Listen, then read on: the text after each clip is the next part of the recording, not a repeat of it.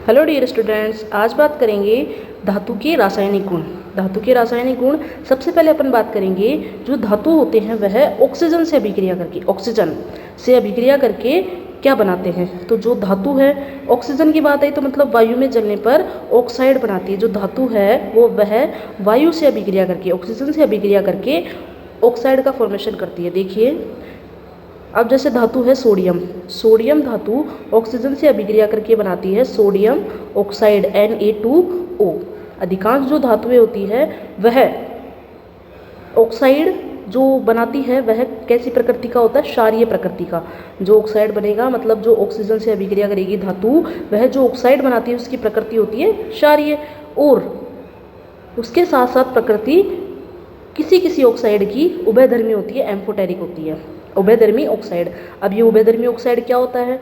उभयधर्मी oxide है ऐसे oxide जो अम्ल व क्षार दोनों के साथ अभिक्रिया करके लवण एवं जल बनाते हैं, उभयधर्मी ऑक्साइड कहलाते हैं। मतलब ऐसे ऑक्साइड जो उभयधर्मी ऑक्साइड क्या होते हैं? ऐसे ऑक्साइड जो अम्ल व क्षार दोनों से अभिक्रिया करके लवण व जल का फॉर्मेशन करते हैं, उभयधर्मी ऑक्साइड कहलाते हैं। क्वेश्चन आ जाता है कि उभयधर्मी निम्न में से उभयधर्मी ऑक्साइड है तो कौन कौन से होते हैं उभयधर्मी ऑक्साइड? एल्यूमिनियम ऑक्साइड और जिंक ऑक्साइड, Al2O3 और ZnO, ये है उभयधर्मी ऑक्साइड। आगे देखिए, धातुओं के रासायनिक गुण में अभी अपन ने बात करी ऑक्सीजन से अभिक्रिया। अब धातु पानी से अभिक्रिया करके, जल से अभिक्रिया करके क्या बनाती है? तो जो धातु है वह जल से अभिक्रिया करके हाइड्रोक्साइड का फॉर्मेशन करती है और हाइड्रोजन गैस रिलीज करती है। देखिए, सोडियम की अभिक्रिया जब जल से कराई जाती है तो अपन को प्राप्त होता है एक प्रकार का हाइड्रोक्साइड, जो है सोडियम हाइड्रोक्साइड, और इसमें हाइड्रोजन गैस रिलीज होती है। आगे देखिए, जब धातु की अभिक्रिया अम्लों के साथ कराई जाती है, अम्लों के साथ कराई जाती है तो लवण व हाइड्रोजन गैस प्राप्त होता है। मतलब जब हम किसी धातु की अभिक्रिया कराएंगे किसके साथ? अम्ल के साथ, तो बनेगा लवण और हाइड्रोजन गैस। देखिए, जिंक एक प्रकार की धातु है जिसकी अभिक्रिया अपन कराएंगे HCl हाइड्रोक्लोरिक अम्ल के साथ, तो बनेगा जिंक क्लोराइड और हाइड्रोजन गैस। तो जिंक क्लोराइड एक प्रकार का क्या है? लवण है। मतलब धातु अम्लों के साथ अभिक्रिया करके लवण व हाइड्रोजन गैस का फॉर्मेशन करती है। आगे देखिए, अब देखिए, अभी अपन ने बात करी जो अम्ल होते हैं वह लवण व हाइड्रोजन गैस का निर्माण करते हैं। अब कुछ धातु जैसे तांबा, चांदी, सोना, प्लेटिनम जैसी धातुएं अम्लों के साथ अभिक्रिया नहीं करती है। इंपॉर्टेंट है कि तांबा, चांदी, सोना, प्लेटिनम यह जो धातु होती है वह अम्लों के साथ अभिक्रिया नहीं करती है। आगे देखिए, धातु की लवण विलयन के साथ अभिक्रिया, जो धातु है वह लवण के साथ अभिक्रिया करके क्या बनाती है? जो धातु होती है वह लवण के साथ अभिक्रिया करके एक प्रकार की विस्थापन अभिक्रिया प्रदर्शित करती है। जैसे फेरस एक प्रकार की धातु है, जब इसकी अभिक्रिया अपन कॉपर सल्फेट से कराएंगे तो कॉपर यहाँ से विस्थापित हो जाएगा और इसकी जगह कौन आ जाएगा? फेरस आ जाएगा। मतलब अधिक अभिक्रियाशील धातु कम अभिक्रियाशील धातु को क्या कर देती है? विस्थापित कर देती है। कौन सी अभिक्रिया प्रदर्शित होती है? विस्थापन अभिक्रिया प्रदर्शित होती है। अब देखिए, जब फेरस की अभिक्रिया अपन कॉपर सल्फेट से कराएंगे तो क्या बनेगा? फेरस सल्फेट और कॉपर रिलीज हो जाएगा। मतलब कॉपर की जगह कौन आके बैठ जाएगा? फेरस, क्योंकि फेरस क्या है? अधिक अभिक्रियाशील धातु है कंपेयर टू कॉपर। तो क्या बन जाएगा? फेरस सल्फेट और कॉपर। अब देखिए, कंक्लूजन की बात करें, अपन ने पढ़े रासायनिक गुण, जो धातु के रासायनिक गुण। तो कंक्लूजन क्या है? धातु की ऑक्सीजन से अभिक्रिया कराएंगे तो बनेगा धातु ऑक्साइड, जो कि क्षारीय और एम्फोटेरिक मतलब उभयधर्मी प्रकृति का होगा। जब धातु की अभिक्रिया पानी से कराएंगे तो बनेगा धातु हाइड्रोक्साइड और हाइड्रोजन गैस। और जब अपन धातु की अभिक्रिया अम्ल व क्षार से कराएंगे तो लवण व हाइड्रोजन गैस का निर्माण होगा। इसके अलावा धातु की अभिक्रिया भी अपन ने बात करी थी जस्ट, धातु की अभिक्रिया जब लवण विलयन से कराई जाती है तो एक नए लवण का फॉर्मेशन होता है और कम सक्रिय धातु है वो बाहर निकल जाती है। ओके, आगे देखिए, अपन ने धातु की अभिक्रिया की बात कर ली कि धातु अम्ल से अभिक्रिया करता है, क्षार से अभिक्रिया करता है, लवण विलयन से अभिक्रिया करता है, पानी से अभिक्रिया करता है और ऑक्सीजन से अभिक्रिया करता है। अब अपन देखेंगे धातु ऑक्साइड की जल के साथ अभिक्रिया। जो धातु ऑक्साइड जो बना था धातु ऑक्साइड बनाता है जब ऑक्सीजन से अभिक्रिया करके धातु ऑक्साइड का फॉर्मेशन होता है। अब ये धातु ऑक्साइड जल के साथ अभिक्रिया करके क्या बनाता है, जो धातु ऑक्साइड होता है वह जल के साथ अभिक्रिया करके क्षार का निर्माण करता है। किसका?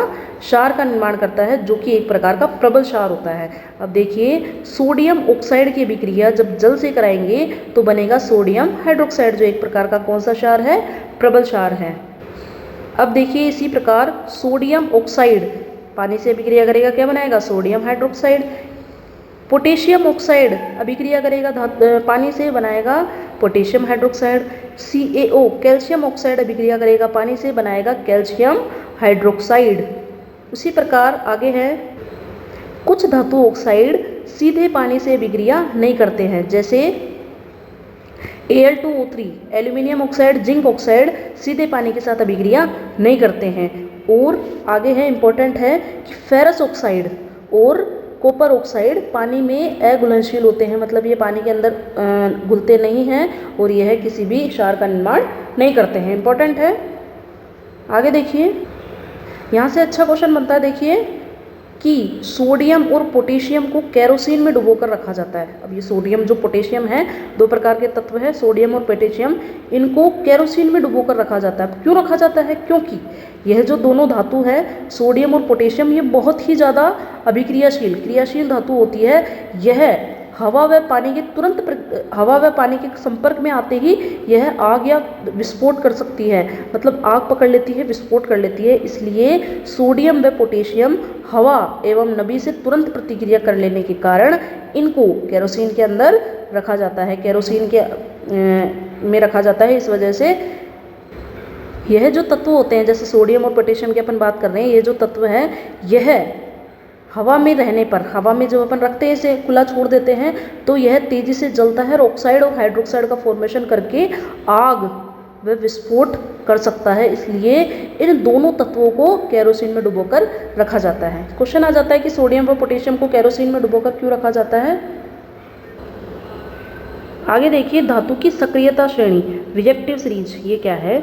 सक्रियता श्रेणी धातु को अभिक्रियाशीलता के अनुसार एक क्रम में जमाया जाता है, जो ही है सक्रियता श्रेणी। मतलब धातु की अभिक्रियाशीलता के आधार पर धातु को एक क्रम में सेट करते हैं, एक सीक्वेंस में रखते हैं, जिसको ही कहते हैं सक्रियता श्रेणी। अब इस श्रेणी में ये क्रम होता है जिसमें तय होता है कि जो ऊपर वाली धातु होती है वो अत्यधिक सक्रिय होती है और जैसे जैसे नीचे जाते हैं सक्रियता कम होती जाती है। तो इनका जो क्रम है वो है पोटेशियम, सोडियम, कैल्शियम, मैग्नीशियम, जो कि अत्यधिक सक्रिय धातु है। फिर नीचे जाएंगे तो जो क्रियाशीलता है उनकी कम होती जाएगी।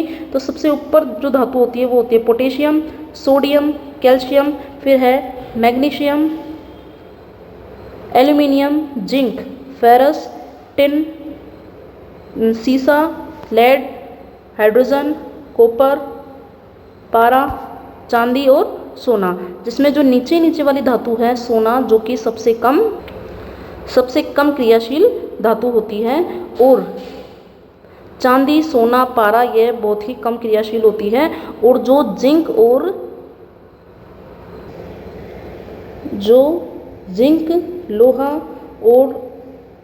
और लोहा है वो की मध्यम सक्रिय धातु है, मतलब इनकी सक्रियता मध्यम में रहती है, बीच में रहती है, ना तो अत्यधिक सक्रिय धातु है ना ही बहुत कम अक्रिय धातु है। तो इस क्रम के आधार पर जो विस्थापन अभिक्रिया है उसको किया जाता है कि विस्थापन अभिक्रिया में क्या होता है, कम क्रियाशील धातु अधिक क्रियाशील धातु द्वारा विस्थापित हो जाती है। तो इस क्रम के आधार पर अपन तय कर सकते हैं कि कौन सी धातु तो क्रियाशील है, कौन सी धातु तो अधिक क्रियाशील है और कौन सी धातु कम क्रियाशील है। तो जो ऊपर वाली अभी अपन ने बात करी थी सोडियम और पोटेशियम इतने अधिक क्रियाशील होते हैं, इसलिए इन्हें केरोसिन के अंदर डुबो कर रखा जाता है। अगर इन्हें हम हवा में खुले रख देंगे तो यह आग पकड़ लेते हैं, क्योंकि यह जो दोनों धातु है ये बहुत ही अधिक क्या होते हैं, क्रियाशील धातु होते हैं। Okay friends, thank you.